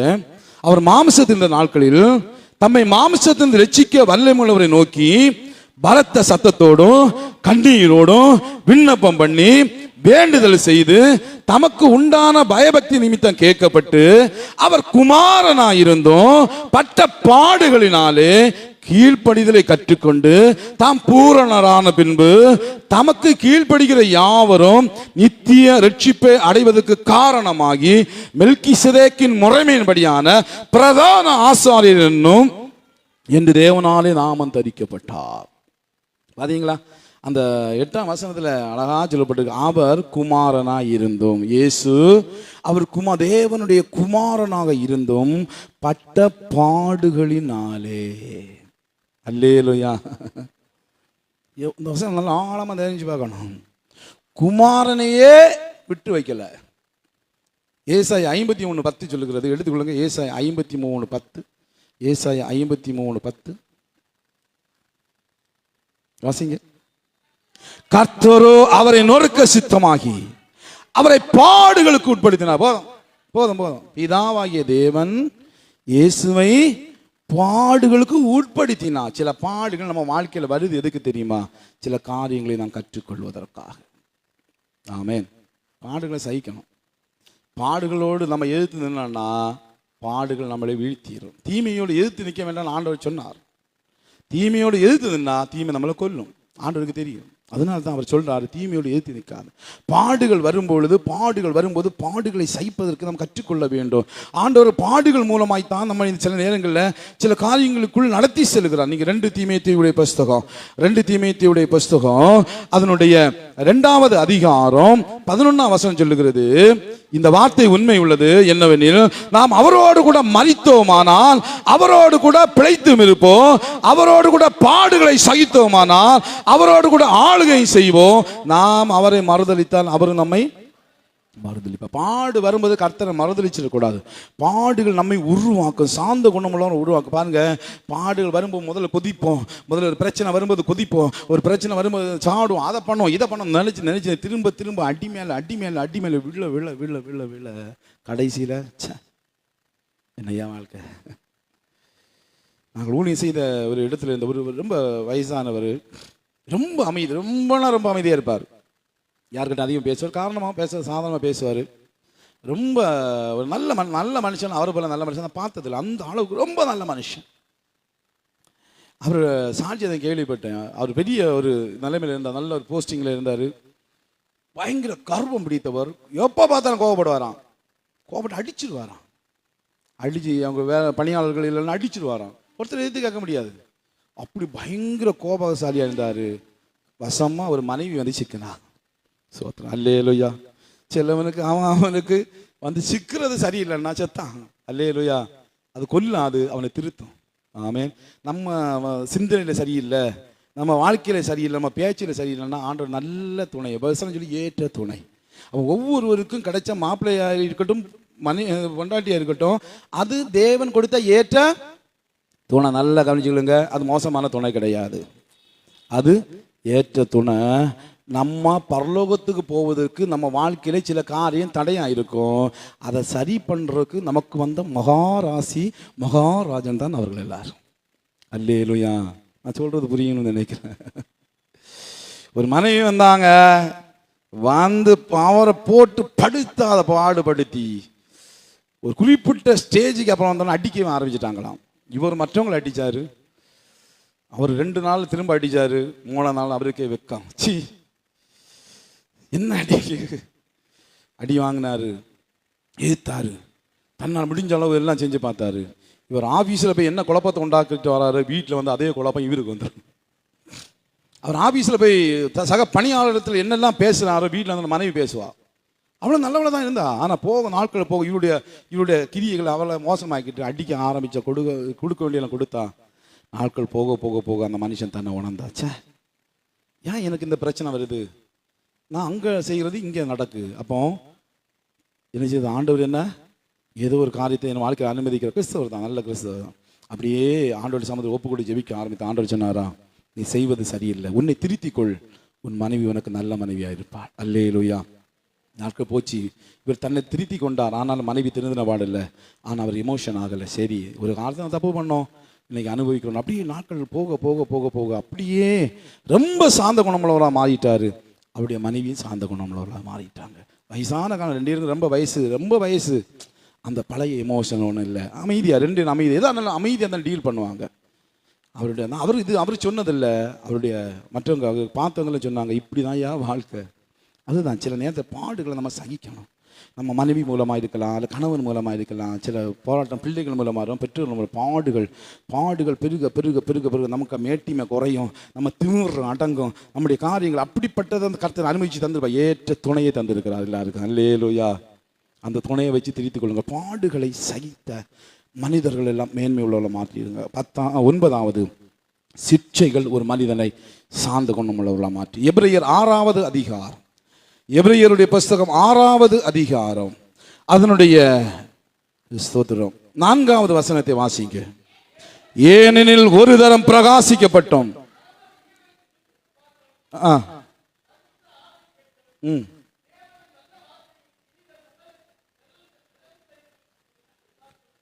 எபிரேயர் 12ஆம் அதிகாரம், எபிரேயர் 12வது அதிகாரம், அப்படி 5வது வசனத்தை வாசிங்க. 12:5. என் மகனே, கர்த்தருடைய சிட்சையை அற்பமாக எண்ணாது, அவரால் கடிந்து கொள்ளப்படும் போது சோர்ந்து போகாது. எவனிடத்தில் அன்பு கூறுகிறாரோ அவனை அவர் சிட்சித்து தாம் சேர்த்து கொள்ளுகிற எந்த மனுஷனையும் தண்டிக்கிறார் என்று பிள்ளைகளுக்கு சொல்லுகிறது போல உங்களுக்கு சொல்லுகிற புத்திமதியை மறந்தீர்கள். பாருங்க, இங்க ஒரு காரியம், நான் ஒரு தெளிவான ஒரு காரியத்தை சுட்டி காட்டுகிறேன். எல்லாம் கவனிங்க, பிள்ளைகள் எல்லாம் கவனிங்க. சிட்சை அப்படின்னு சொல்லப்பட்டிருக்குன்னா, ஆண்டவர் நம்மளை சின்ன சிட்சிப்பார், கர்த்தர் சிரிச்சிப்பார். அவர் அன்பு கூறுகிறவர் தான் சிரிச்சிப்பார். எதுக்கு தெரியுமா? நம்ம ஆண்டவருக்கு வேணும். நல்லா கவனிங்க, நம்ம ஆண்டவருக்கு வேணும். நம்மளை பரலோகத்துக்கு கொண்டு போகணும்னு ஆண்டவர் விரும்புகிறாரு. ஆனா நம்ம ஆண்டவருக்குரியவளா இல்ல, உலகத்தின் பாதையில் ஓடிக்கொண்டு இருக்கிறோம். நம்ம பரலோகத்துக்கு போக இன்னும் நம்ம தகுதி அடையல அப்படின்னா ஆண்டவர் நம்மை சிரிச்சிப்பார். எதுக்கு தெரியுமா? நம்மளை சாந்த குணமுள்ளவளாய் மாற்றி தகுதிப்படுத்துவதற்கு. கவனிக்கிறீங்கன்னு நினைக்கிறேன். அல்லேலூயா. சிற்சைகள் வரும்போது சோர்ந்து போகக்கூடாது. என்ன இப்படி நடக்க வாழ்க்கை, என்ன கடவுள், என்ன அவர் இப்படியாக சொல்லக்கூடாது. சிற்சைகள் வரும்போது சோர்ந்து போகக்கூடாது. ஆண்டோட வசனம் தெளிவாக சொல்லிருக்கிறது, எவங்கிட்ட அன்பு கூறுகிறாரோ அவனுக்கு கதைச்சு. உனக்கு அடி மேல அடி விழுந்துட்டு இருக்கா? உனக்கு அடி மேல அடி விழுந்துட்டு இருக்கா? முடியல, உன்னால முடியல, திரும்ப திரும்ப உனக்கு போராட்டங்கள் பெருகி கொண்டு இருக்கிறதோ, என்னையாச்சு சமாதானம், திரும்ப திரும்ப அடி விழுதான். ஆண்டவர் உன்னை நேசிக்கலன்னா என்னைக்கோ உன்னை கொன்னு இருப்பார். இன்னும் நீ சாகலனா இன்னும் கர்த்தர் உன்னை நேசித்து கொண்டிருக்கிறான்னு அர்த்தம். அல்லேலூயா. திருந்துனா உன்னை விட்டுருவாரு, இல்லைன்னா இன்னும் அடி வாங்குவார். அல்லேலூயா, அல்லேலூயா. கர்த்தர் எவனிடத்தில் அன்பு கூறுகிறாரோ அவனை அவர் சிட்சித்து தாம் சேர்த்துக் கொள்ளுகிற எந்த மகனையும் தண்டிக்கிறார் என்று பிள்ளைகளுக்கு சொல்லுகிறது போல உங்களுக்கு சொல்லி இருக்கிற புத்திமதியை மறந்தீர்கள். நீங்கள் சிட்சையை சகிக்கிறவர்களாய் இருந்தால் தேவன் உங்களை புத்திரராய் எண்ணி நடத்துகிறார். தகப்பன் சிட்சியாத புத்திரன் உண்டோ? நீ ஆண்டவருடைய சிட்சையை ஏற்று உன்னை சரிப்படுத்துவதற்கு ஒப்பு கொடுத்தா உன்னை அவர் பிள்ளையா நினைச்சு உன்னை நடத்துவாரா? இல்ல, சிட்சையை ஏற்றுக்கொள்ளாம இன்னும் நீ திமிரு காட்டுனா, இன்னும் பிரச்சனை மேல பிரச்சனையை கொண்டு வந்தா, இன்னும் பிரச்சனை மேல உபத்திரவங்களை நீ கூட்டிக் கொண்டே இருந்தால் கர்த்தர் உன்னை விட்டுரும். 7ஆம் வசனம் இருக்குது, நீ சிட்சையை சகிக்கிறவனா இருந்தால் தேவன் உன்னை புத்திரனாய் எண்ணி நடத்துகிறார். தகப்பன் சிட்சையாத புத்திரன் உண்டு. எல்லாருக்கும் கிடைக்கிற சிட்சை உங்களுக்கு கிடையாது இருந்தால் நீங்க புத்திரனாய் இராமல் பேசி பிள்ளைகளாய் இருப்பீர்களே. அன்றியும் நம்முடைய சரீரத்தின் தகப்பன்மார் நம்மை சிட்சிக்கும் போது அவர்களுக்கு நாம் அஞ்சி நடந்திருக்க நாம் பிழைக்கத்தக்கதாக ஆவிகளின் பிதாவுக்கு வெகு அதிகமாக அடங்கி நடக்க வேண்டும் அல்லவா? அவர்கள் தங்களுக்கு நலம் என்று தோன்றுகிறபடி கொஞ்ச காலம் சிட்சித்தார்கள். இவரோ தம்முடைய பரிசுத்தத்துக்கு நாம் பங்குள்ளவர்களாகும் பொருட்டு நம்முடைய பிரயோஜனத்துக்காக நம்மை சிட்சிக்கிறார். எந்த சிட்சையும் தற்காலத்திலே சந்தோஷமாய் காணாமல் துக்கமாய் காணும். ஆகிலும் பிற்காலத்தில் அதில் பழகினவர்களுக்கு அது நீதியாகிய பலனை தரும். அப்போ பார்த்தீங்களா, அந்த வசனம் தானே சொல்லுது, நம்ம அவருடைய பரலோகத்துக்கு பரிசுத்தத்துக்கு பங்குள்ளவர்களாய் மாற்றும்படியே தான் நம்ம தண்டிக்கிறார், அடிக்கிறாரு. அவர் அடிச்சுட்டே இருப்பார், திருந்துகிற வரையும் அடிப்பார். திரும்ப போகும்போது ஒரு நாள் மொத்தமாக அடிப்பார். நமக்காக தான் கர்த்தர் பேசி கொண்டு இருக்கிறார். அல்லேலூயா, அல்லேலூயா. சிட்சைகள் நம்மை சார்ந்து கொண்டு நம்மளை உள்ளாகும். பட்டு அப்படியே அடி பட பட பட திருந்திக்கணும், நம்மளை மாற்றிக்கொள்ளணும். அப்போ நான் ஓனாங்கதை சொன்ன பார்த்தீங்களா, தலையை தூக்குனீங்க அவ்வளோதான், தலையில் விழுந்துட்டே இருக்கும். நம்மளை அப்படியே சார்ந்த குணமுள்ள மாற்றி இந்த பாடுகளும் சிட்சைகளும் சார்ந்த குணமுள்ளாய் மாற்று. நான் சொன்னேனே, ஒரு சாட்சி சொல்கிறேன். ட்ரைனிங் காலேஜ் படிக்கும்போது சோத்திரம். பைபிள் காலேஜில் சென்னையில் படிக்கும்போது கோபத்துக்கு கர்த்தர் பேசினார். அது பிற்பாடு கோபத்துலேருந்து குறைப்பதுக்கு என்னால் முடிந்த அளவெல்லாம் பண்ணேன். ஓரளவு கோபங்கள் குறைந்து கொண்டே வந்தது. ட்ரைனிங் காலேஜுக்கு நாங்கள் போனோம். எங்களுக்கு ஒரு நல்ல பயிற்சி கல்வியில் நல்ல ஒரு ஊழியர் இருந்தார். சோத்திரம். அல்லேலூயா. எப்படியெல்லாம் டார்ச்சர் பண்ண முடியுமோ அப்படியெல்லாம் டார்ச்சர் பண்ணுவார். அப்படியே ஒரு நாள் அப்படியே கொதிக்க ஆரம்பிச்சிட்டேன். அந்த உள்ள அப்படியே விட்டதெல்லாம் அப்படியே கொதிக்க வந்துச்சு. அப்படியே கொதிச்சுட்டே வந்துச்சு. ஒரு நாள் நேருக்கு நேரம் அவர்கிட்ட சண்டைக்கு போனேன். நேருக்கு நேரம் சண்டைக்கு போனேன். என்ன நினச்சிருக்கீங்க, ஒழுங்கா எழுதுங்க சண்டை பண்ணேன். அப்படியே அப்படியே அதிர்ந்துட்டார். இவனா இப்படி கொதிக்கிறானே அப்படின்னு சொல்லிட்டார். ஏடே நீ திருந்த மாட்டியா அப்படின்னு கேட்டார். நான் ஒன்று நல்லதுக்கு தான்டா சொன்னேன். சாந்தாயிட்டா. அவரு சாந்தாயிட்டாரு. நான் உனக்கு நல்லதுக்கு தான் சொன்னேன், திருந்த மாட்டியா. என்ன முறைச்சிட்டு அடிக்க போனது போய் நின்றுட்டு, இந்த வேலை என்கிட்ட இருக்கக்கூடாது அப்படின்னு சொன்ன. ஏய் கோபத்தை விட்ட மாட்டியா நீ, ஜோம் பண்ணுங்க, நீங்கள் நல்லா ஜோம் பண்ணுங்க, ஆண்டவரையோட கோபத்தை விடுங்க நீ சொல்லிட்டு. அந்த இரவில் வந்தா கெத்து வந்துருச்சு. எதிர்த்துட்டோம், ஒரு ஊழியக்காரனை எதிர்த்துட்டோம், சாதிச்சிட்டோம். ராத்திரி போய் தூங்கணும், நல்லா தூங்கினேன். காலையில் பயங்கரமாக முட்டு வலி. முட்டில் பார்க்கல, முட்டு இந்த அளவு வீங்கி இருக்கு, இந்த அளவு வீங்கி இருக்கு. உடனே சொல்லிட்டு மருத்துவமனைக்கு சென்றோம். சிபிஹெச்சுக்கு போனோம்.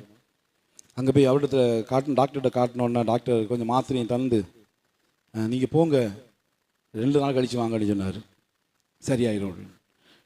அன்றைக்கு வலி, பயங்கர வலி, பயங்கர என்னால் தாங்க முடியாத வலி. கடந்து பொருளுகிறேன். மறுநாள் ஆச்சு, 3ஆவது நாள் பழுத்து, அந்த இடம் ஃபுல்லாக பழுத்து இருக்குது. வலி தாங்கவே முடியலை. ஆஸ்பத்திரி போனால் டாக்டர் பழுத்துலிச்சு. அவர் சொன்னால் இதுக்கு தான் நான் மாத்திரை தந்தேன், அந்த வலி பட்டணுமே முடியலை. அவர் சொன்னார், ஆப்ரேஷன் தியேட்டரில் போனால் எப்படி 25,000 கிட்ட ஆகும், உங்களை கட்ட இருக்கா? இல்லைண்ணா நான் உங்களுக்கு ஒரு நல்ல ஆப்ரேஷன் பண்ணுறேன், கொஞ்சம் வலியை மட்டும் பொறுப்பீங்களா அப்படின்னு கேட்டார். சரி டாக்டர்னு சொல்லிட்டு என்ன ஒரு அறைக்கு கொண்டு போனாங்க. கொண்டு போயிட்டு நானும் என்ன பண்ணுவாருன்னு தெரிஞ்சிச்சு. அவர் சொன்னார், இன்ஜெக்ஷன் போட்டால் அந்த வலியெல்லாம் குறையாது, ஏன்னா ஃபுல்லாக செப்டிக் ஆகிருக்கு, வலி குறையாது, பொறுத்துக்கணும், முடிஞ்சாலும் வலியை பொறுத்துக்கொள்ளுங்கன்னு வச்சுட்டு.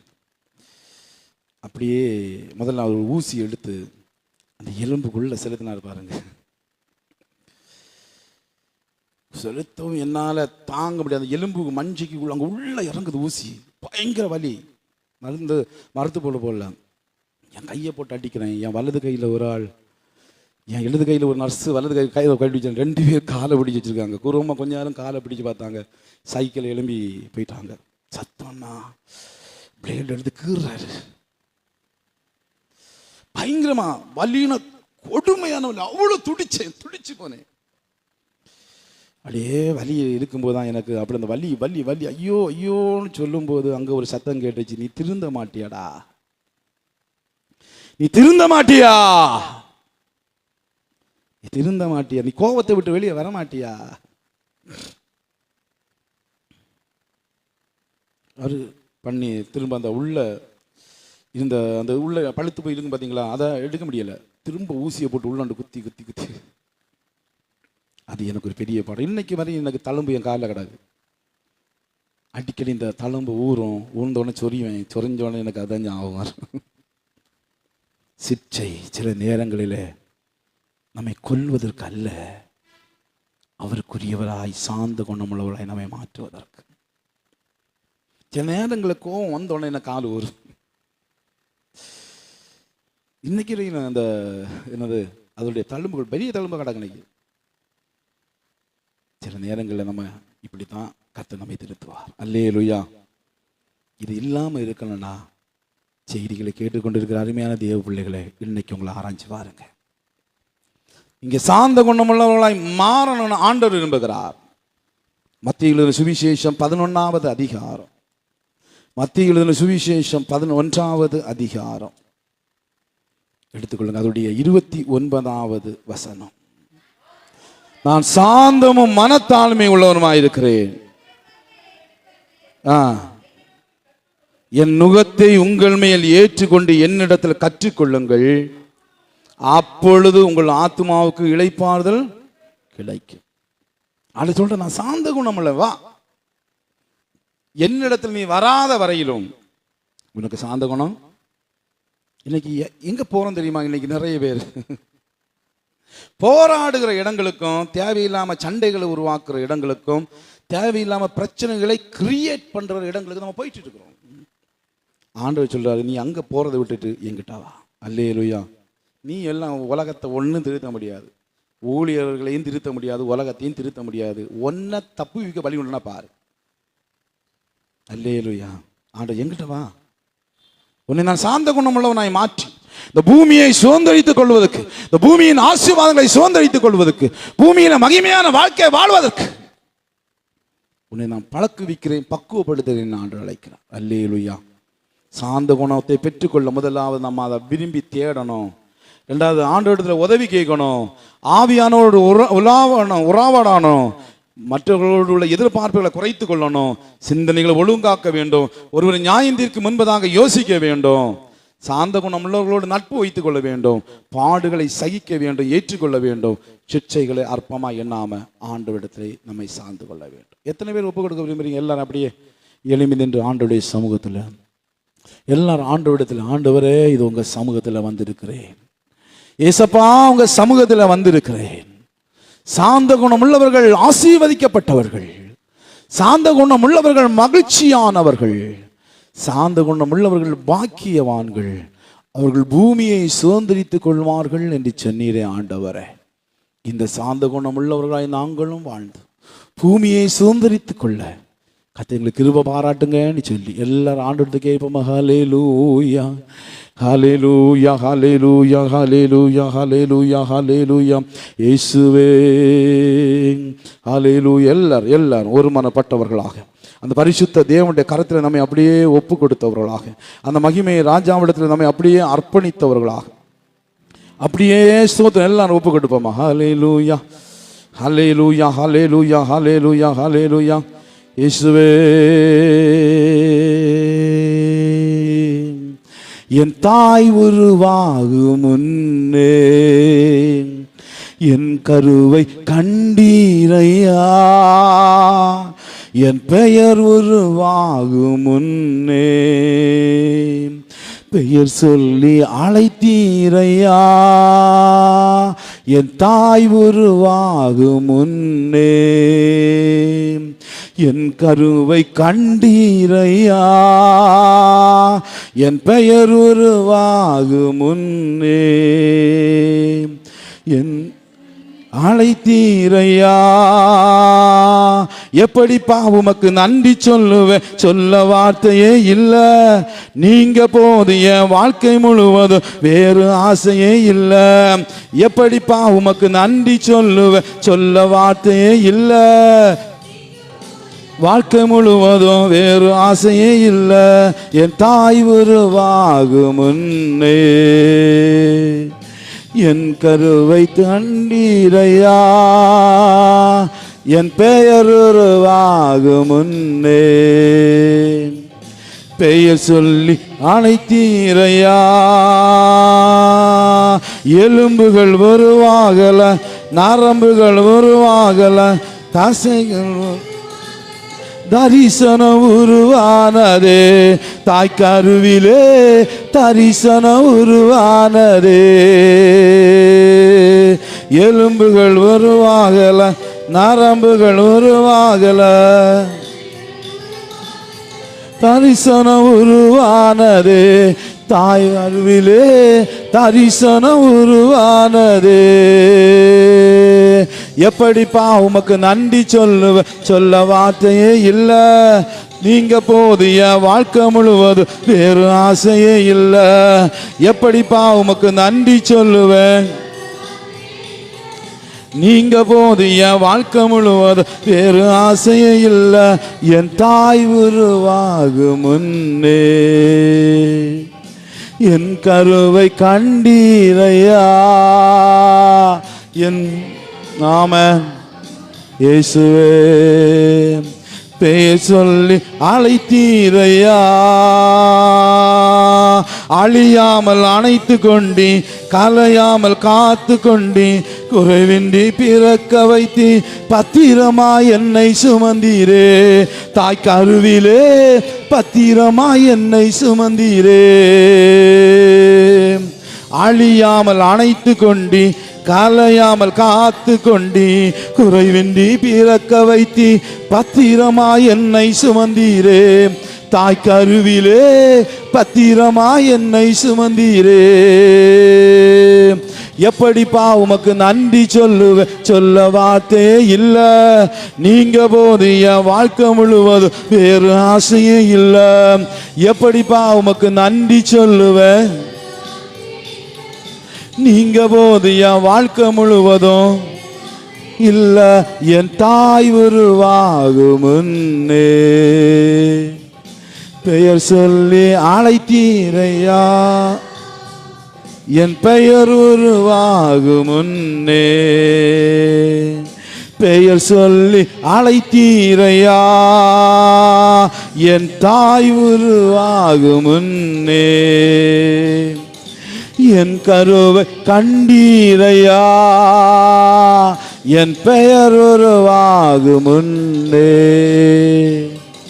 பேசொல்லி அழைத்தீரையா.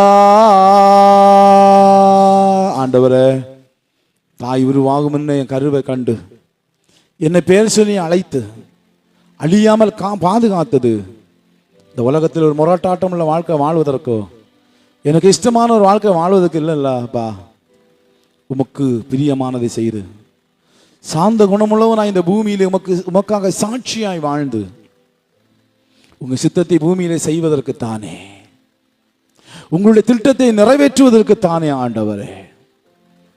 அந்த சாந்த குணமுள்ள வாழ்க்கை நான் வாழ்வதற்காக என்னை இந்த இடத்துல நான் அர்ப்பணிக்க விரும்புகிறேன்னு சொல்லி யாராவது நீங்க உங்களை அர்ப்பணிக்க விரும்பினால் இந்த கிருபாசனத்துக்கு முன்பதாக வரலாம். பாடுகளை நான் சகித்துக் கொள்வேன் அப்பா. சிற்சையை நான் அர்ப்பணமா எண்ண மாட்டேன் ஆண்டவரே. இனி சாந்த குணத்தை நான் நாடுவேன் ஆண்டவரே. உங்களிடத்தில் உதவிக்காக வந்திருக்கிறேன். பரிசுத்த ஆவியானவரோடு உறவாடி என்னுடைய எதிர்பார்ப்புகளை குறைத்து கொண்டு என்னுடைய சிந்தனைகளை ஒழுங்காக்கி மற்றவர்களை நியாயத்திற்கு முன்பதாக யோசித்து சாந்த குணமுள்ளவர்களோடு மட்டும் நட்பு வைத்து நான் வாழ எனக்கு அனுக்கிரகம் வேணும்ப்பா. நான் சாந்த மனத்தாழ்மையா இருக்கு என்னிடத்துல வந்து கற்றுக்கொள்ளுங்கன்னு சொன்னீங்க. இது உங்ககிட்ட நான் வாரேன்ப்பா. எத்தனை பேர் வர போறீங்க ஆண்டோடைய சமூகத்தில்? எத்தனை பேர் வர போறீங்க? ஒரு சில நிமிடங்கள் உங்களுக்கு ஆண்டருக்கு ஒப்பு கொடுத்து இந்த சாந்த குணம் எனக்கு வேணும், இந்த சாந்த குணம் எனக்கு வேணும்னு விரும்புகிறவங்க நீங்க முன்னால வந்துடலாம்.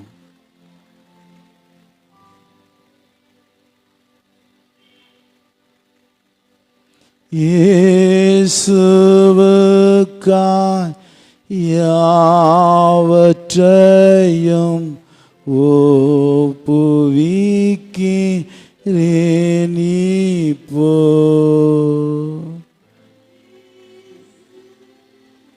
எல்லாரும் அப்படியே ஆண்டவர்கிட்ட கேளுங்க, ஆண்டவர்கிட்ட கேளுங்க.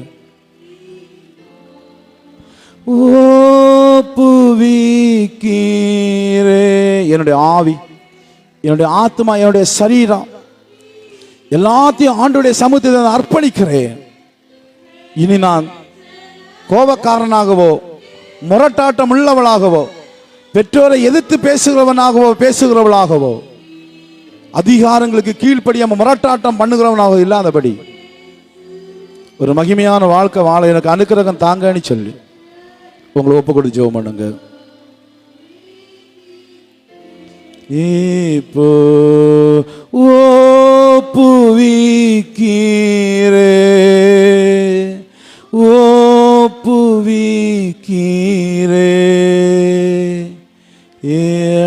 ஏற்றகாரே என் யாவையும் ஓப்புவிக்கிறே. எங்களை நேசிக்க நல்ல ஆண்டவரே, கிருபை இரக்கம் அன்பு நிறைந்தவரே, எம்மை துதிக்கிறோம், ஸ்தோத்திரிக்கிறோம். இந்த நாள் வரையில் தேவனாய் கர்த்தர் எங்களோடு இருந்து எங்களை தாங்கி நடத்தி வந்த கிருபைகளுக்கு நன்றி. சில வாரங்களாக நாங்கள் சாந்த குணமுள்ளவர்கள் பாக்கியவான்கள் என்கிற காரியத்தை தியானித்து இன்றைக்கு சாந்த குணத்தை பெற்றுக்கொள்வது எப்படி என்கிற சில ஆண்டவரே ஆழமான காரியங்களை தியானிக்கும்படியாய் கர்த்தர் எங்களுக்கு கிருபை பாராட்டினபடியால் நன்றி நன்றி நன்றி ஆண்டவரே. ஏசப்பா, நாங்கள் ஒன்றும் இல்லைப்பா, இந்த உலகத்தின் மேன்மையெல்லாம் அழிஞ்சு போயிடும், இந்த உலகத்தின் பதவிகளெல்லாம் விட்டு போயிடும், இந்த உலகத்தின் பணங்கள் எல்லாம் ஒரு நாள் செல்லரித்து போய்விடும், மேன்மையெல்லாம் விழுந்து போகும் ஆண்டவரே. ஏசப்பா, அதை நாங்கள் உணர்ந்து கொண்டு கோபக்காரர்களாகவோ முரட்டாட்டம் உள்ளவர்களாகவோ அதிகாரத்தை வைத்து ஆளுகை செய்கிறவர்களாகவோ மற்றவர்களை தரக்குறைவ நினைக்கிறவர்கள அல்லப்பா. போராடி போராடி போராடி மற்றவர்களுக்கு இடையூறை கொடுக்கிறவளை அல்ல ஆண்டவர். சாந்த குணமுள்ள ஒரு வாழ்க்கை வாழ கர்த்தர் எங்களுக்கு அனுக்கிரகம் செய்ய வேண்டும் என்று சொல்லி ஜெபிக்கிறோம். அதை நாடுகிறோம் ஆண்டவரை. சாந்த குணத்தை நாடுகிறோம். யாரெல்லாம் அந்த சாந்த குணம் வேண்டும் என்று சொல்லி தங்களை அர்ப்பணித்து ஜெபித்து கொண்டு இருக்கிறார்களோ எல்லாரையும் கர்த்தர் ஆசீர்வதிங்க. உம்மிடத்தில் உதவி தேடி வந்திருக்கிறாங்கப்பா. எல்லா வைராக்கியங்கள், எல்லா கோபங்கள், எல்லா எரிச்சல்கள், எல்லா ஆண்டவரை தேவையில்லாத காரியங்கள், வாக்குவாதங்கள், பொறாமைகள், வீணான சிந்தனைகள் எல்லாவற்றையும் வெறுத்து விட்டு சாந்த குணத்தை அடையும்படி நாடி உங்ககிட்ட உதவி கேட்கிற ஒவ்வொருவருக்கு கர்த்தர் ஒத்தாசை செய்ய வேண்டும் என்று சொல்லி ஜெபிக்கிறோம். இந்த வார்த்தை யார் யாரையெல்லாம் குத்தி இருக்கிறதோ அவர்கள் பாக்கியவான்களா இருக்கிறபடினால் நமக்கு நன்றி ஆண்டவரே. இன்னும் இந்த வார்த்தை யாரெல்லாம் குத்தலையோ தொடர்ந்து குத்தி அவர்களுடைய வாழ்க்கையை சீர்படுத்தட்டும். ஒவ்வொருடைய இருதயத்தை குத்தி கிழித்து இந்த வார்த்தைகள் பேசட்டும். இந்த வார்த்தையின் மூலம் ஒரு உணர்வு உண்டாவதாக தங்கள் வாழ்க்கையை சீர்படுத்தி சாந்த குணமுள்ளவர்களாய் வாழும்படி கர்த்தர் அனுக்கிரகம் செய்ய வேண்டும் என்று சொல்லி ஜெபிக்கிறோம். எல்லாரையும் ஆசீர்வதிக்கிறோம். ஊழியராயிருக்க என்னை ஒப்பு கொடுக்கிறேன்ப்பா, என்னை ஒப்பு கொடுக்கிறேன். உங்கள் கருத்தில் என்னை அர்ப்பணிக்கிறேன் ஆண்டவரே. உங்கள் கருத்தில் என்னை ஒப்பு கொடுக்கிறேன் ஆண்டவரே. நானும் சாந்த குணம் உள்ளவனாய் வாழும்படி வாஞ்சிக்கிறேன். நான் சாந்த குணத்தில் பூரணமடைய எனக்கு உதவி செய்யுங்க ஆண்டவரே. சாந்த குணத்தில் பூரணமடைய எனக்கு உதவி செய்யுங்க. அதே போல என்னுடைய சபை லோக்கல்கள், சபை ஆண்டவரை வீரர்கள், வீராங்கனைகள் எல்லாரையும் உங்கள் கருத்தில் ஒப்பு கொடுத்து ஜெபிக்கிறேன். முன்கோபிகளாகவோ முரட்டாட்டம் உள்ளவர்களாய் அல்ல, இந்த வெள்ளாங்கோடு ரச்சனை சேனையா சாந்தமுள்ளவர்கள் என்று சாட்சியாய் பேரெடுக்கத்தக்கதாய் கர்த்தர் கிருபை செய்ய வேண்டும் என்று சொல்லி ஜெபிக்கிறோம். தொடர்ந்து கர்த்தர் நடத்துங்கப்பா. உங்க பிரசனத்துக்குள் மூடிக்கொள்ளுங்க. இன்று நடக்கிற எல்லா ஆராதனைகளையும் இந்த கருத்தில் ஒப்பு கொடுக்கிறேன். இயேசு நாமத்தில் ஒப்பு கொடுத்து அர்ப்பணித்து ஜெபிக்கிறேன் நல்ல பிதாவே. ஆமென், ஆமென். நம்முடைய கர்த்தராகிய இயேசு கிறிஸ்துவின் கிருபையும் பிதாவாகிய தேவனுடைய அன்பும் பரிசுத்த ஆவியானுடைய ஐக்கியம் சிநேகமும் இன்றும் என்று சதா நாட்களில் நம் அனைவரும் கூட தங்கி நிலைத்திருப்பதாக. ஆமென், ஆமென். அல்லேலூயா.